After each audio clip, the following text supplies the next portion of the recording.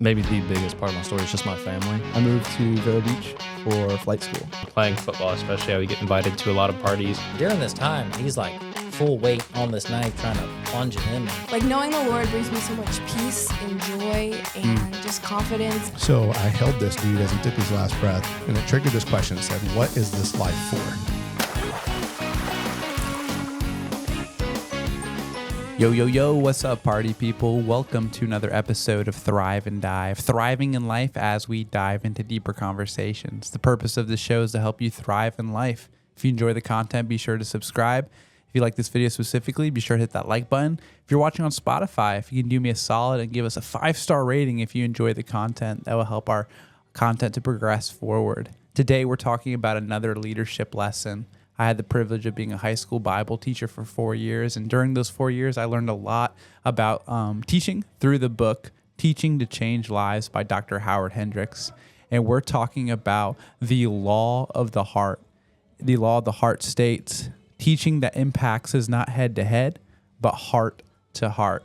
You may be a smart, brilliant professor or teacher or communicator, but if you do not communicate with your heart, you are not going to win a hearing. So let's chat about what Dr. Hendricks says about communicating with heart. In his book, Dr. Hendricks talks about the 3 elements to communication, which is ethos, pathos, and logos, which actually came from Socrates. Just a refresher in case you don't know what those 3 words mean. Ethos talks about the credibility of the communicator. Are you a professional? Do you know what you're talking about, right? We shouldn't spend time taking advice from people who don't know what they're talking about, right? It's like receiving parenting advice from someone who's never been a parent. It's like receiving marriage advice from a single bachelor, right? What is the credibility of the person? What is their ethos? Secondly, we move over to pathos. And pathos has to do with emotion and heart. You know, someone could share a lot of information, but in a rote way, which is not inspiring whatsoever. You feel like they're a robot, like AI or something. And so pathos is that heart that you can put inside the feeling, the emotion. And then lastly, there is logos, which is the content itself, which is actually all 3 of these are Greek words, but logos specifically we see in the book of John, the Gospel of John, the Bible, where Jesus is referred to as the logos, the spoken word of God. And so your content not only needs to be delivered by someone with credibility that has emotion, but also the content itself needs to be really good. And these 3 elements of communication brings us to the teaching and learning process. Those are contingent on one another. You can't learn without being taught, and you can't teach without someone learning as a result of what you have to say. So unfortunately, as communicators, sometimes we say a lot, but we're never heard. Meaning we say a lot, but the students aren't picking up what we're putting down. So in order to know whether you're a good communicator, it's less about asking you, like, how'd you do as a communicator, but asking more of what did your students learn? You know, we talked about in our previous episode the importance of feedback. The best feedback you can get is if the students can, tell you what they learned. If students can't recite what they learned or imply what they learned from what you had to say, you didn't really actually teach. And the important part of the law of the heart, combining ethos, pathos, and logos, is that you need to teach to transform, not to inform. Unfortunately, a lot of us are information junkies. We're like a commercial, just spouting out information. Scan this QR code and you can get a deal. Type in this coupon code, and here are the things of our little trinket we're trying to sell. And we become an infomercial, and nobody gets inspired by an infomercial. I know I personally don't. So how do we move from an infomercial to transformational teaching? Well, it all comes down to the heart, and it comes down to the passion that you have for your subject. Stuff that we talked about in our previous lesson, but just bears repeating. If you are an actor, if you don't put into action what you're teaching, if you're not passionate about what you're teaching, students aren't going to be inspired by what you're teaching. So it needs to be heart to heart, not mind to mind primarily. And teaching from heart to heart depends primarily on this phrase that I heard from a pastor, and it's also a phrase that Dr. Hendricks mentioned in his book, and it's that students don't care what you know until they know how much you care. And this is so important. You could be the smartest person in the room, but if the students sense that you don't care about their well-being and them personally, the effect of our teaching is minimized. So if you can demonstrate to your students that you do care for them, you care about the details of their lives, whether it's little Johnny won his baseball match, or whether little Susie bought new shoes, whatever it may be, obviously given your demographic and age and stage. But if you are invested in the group that you are sharing to, the impact is just that much more greater. And this is so true. I can remember and recall being a student in high school, and the teacher that I enjoyed the most maybe wasn't the best, like the brightest teacher. Like he was, a professor. He's been teaching for years. Actually, it was his first year teaching. I remember it was my Bible teacher. He's teaching me hermeneutics. It was his first year teaching as a high school teacher. He's like 24 years old, super young.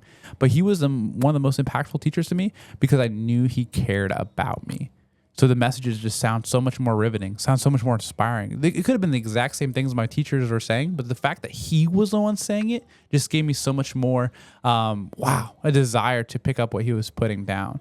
So Dr. Howard Hendricks talks often in this chapter about earning a right to be heard.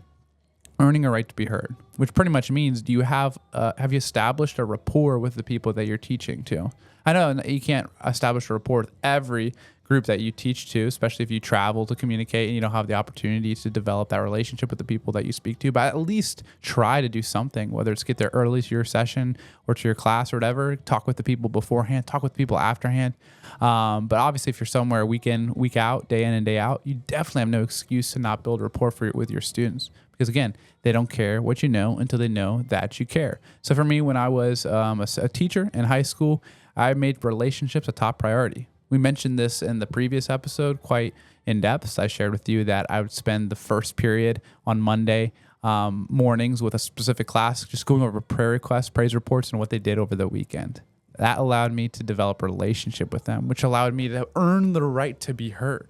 You can't just assume that just because you're the authority figure that people are just going to want to listen to you, right? They might listen to you because they don't want to get in trouble or they don't want to get sent to the principal's office, but they're truly not listening to you until they care to listen to you. So you've got to convince them to care. And how do you do that? You care for them. It's all about the law of the heart. Heart-to-heart communication is the best way to communicate. And Dr. Howard talks about one of the biggest ways that you can demonstrate to your students that you care for them is to be vulnerable with them, is to share life with them. Don't look all buttoned up and perfect. Share your real life testimony. There's obviously a difference between being raw and real, and sometimes it takes wisdom to know how transparent you should be, right? Maybe if you're struggling with a lust or something, sharing that with your 6th grade boys isn't maybe the best route to go. But if you had an anger issue, if you got mad while driving, like be a real person, right? People don't want to see perfection. They want to see authenticity. So don't be afraid to share, what you've been going through or the struggles that you dealt with when you were in their age and demographic, and just be a real person. Obviously, we don't celebrate the wrong that we've done. We don't celebrate the struggle, but we use it as a tool to grow with them and to build community and relationship with them. So be vulnerable with your students.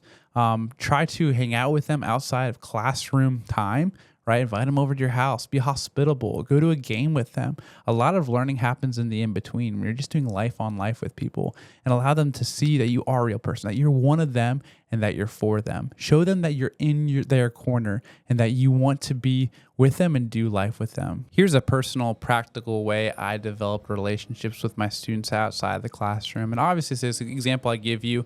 You can't do it with every student. But first and foremost, maybe pray and discern which students the Lord is really wanting you to do life on life with, right? Going beyond just preaching to the masses and, spending time with the 12 like Jesus did, and maybe even more so the 3 like Jesus did with Peter, James, and John. So for me, I had a group of 4 male students that I saw as, man, I really want to invest in these 4. Like I've separated them from the masses, right? These are the core 4 that I'm going to pour into. So what did I do with them? For me, we did Bible studies together outside of school. We would meet at Chick-fil-A on Wednesday mornings every week. Pretty much every week, with the exception of maybe missing a couple times. And we'd do Bible study at Chick-fil-A before the school day, do life together. We'd spend time sharing our highs and lows of the previous week. What's going well, what's not going well, what can we pray for with each other. And that relationship cultivated over a 3-year period. We went through several books of the Bible, the biggest being the book of Romans, which was quite the study. It took us 2 years to get through that one. And at the end of that, they were in high school. When they were about to graduate, that relationship culminated in a excursion, a little vacation. We actually did a trip together. We took a road trip from Florida to Michigan as a way to celebrate the ending of this season, because they were all graduating and going off to college and doing all their different things. So for me, that's what it looked like to do life with them outside of the classroom. You got to figure out what is your bread and butter. Doesn't have to look the same as mine, but maybe you do a weekly Bible study with a select group. Maybe you do invite them over to your house for dinner. Maybe you do go on a trip with them, a vacation with them, right? It's just so cool to do life with them outside the classroom. And I feel that the maximum learning was accomplished because it was heart to heart. I showed that I cared for them, cared so much that I would hang out with them outside of designated hours, right? When you hang out with a student during the class period, it's like we're both forced to be there in a sense. So it's like, is it truly a demonstration of the heart? But if you can get them outside of the classroom environment and show that you want to care with them with your time and efforts, then it becomes so cool. So that's my encouragement to you as you guys discern what it looks like to encourage your students heart to heart in your sphere and your influence. So that's it, folks. That is the law of the heart. Maximum learning happens when you teach from heart to heart and not just head to head, knowledge to knowledge. Well, guys, this is Thrive and Dive, thriving in life as we dive into deep conversations. Have a great rest of your day.